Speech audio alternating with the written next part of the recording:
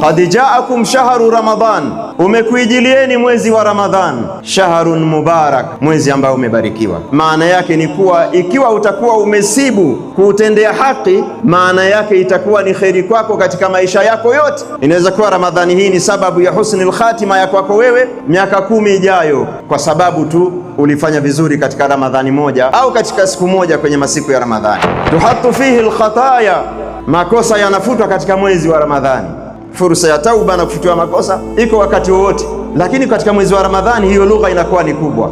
Faarullaha fihi khairan min anfusikum, basi muonesheni Mwenyezi Mungu Jalla waala kheri katika nafsi zenu. Kuweni na dhana na mtazamo mzuri juu ya Ramadhani. Ramadhani sio taklifu, Ramadhani ni fursa, Ramadhani ni neema, kwa sababu inakuja kukuondoshea madhambi ambayo yangekupelekea uchomwe moto. Sasa badala ya kuchoma moto, shinda na njaa alafu usichomwe moto. Fa inna shaqiya man hurima rahmatallah, hakika mtu mwovu ni yule ambaye amenyimwa rehma za Mwenyezi Mungu Azza wa Jalla katika mwezi wa Ramadhani na katika wakati mwingine, huku katika moyo wake amebeba nia ya kurudi kwenye madhambi baada ya Ramadhani. Ni vipi tutasema anamuonesha kheri Mwenyezi Mungu Azza wa Jalla katika nafsi yake? Na huyo ni mtu mbaya sana. Hatanufaika mtu na Ramadhani illa man ata Allah fi Ramadhan biqalbin salim, isipokuwa yule ambaye amemwelekea Mwenyezi Mungu Azza wa Jalla katika Ramadhani na moyo ambao umesalimika. La'allakum tattaqun, ili mpate kuwa wacha Mungu, na mcha Mungu anatekeleza maamrisho na anaacha makatazo.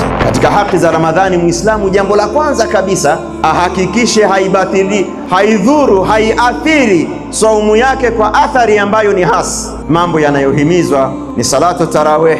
Inna Allaha farada alaykum siyama wa sanantu lakum qiyama, Allah amefaridhisha funga yake na mimi Mtume nimeweka kuwa ni sunna kisimamo cha Ramadhani. Man qama ramadhana imanan wa ihtisaban, ambaye atasimama kisimamo cha Ramadhani. Sisi ahlu sunnati wal jamaa hatuna ikhtilafu juu ya mambo ya tarawih. Jamani, kana Rasulullah sallallahu alaihi wasallam ajwada nas, Mtume sallallahu alaihi wasallam alikuwa ni mkarimu wa watu. Kuna watu ni wakarimu, mkono wake ni mrefu, hiyo ni tabia ya Kiislamu. Mtume alikuwa ni mkarimu sana, hajui akiombwa hajui kusema hapana, lakini alikuwa ni mkarimu zaidi. Hapa mahalu shahidi katika mwezi wa Ramadhani, wakana ajwada ma yakunu fi Ramadhan hina yalqahu Jibril, ilikuwa hii ni pale anapokutana na Jibril.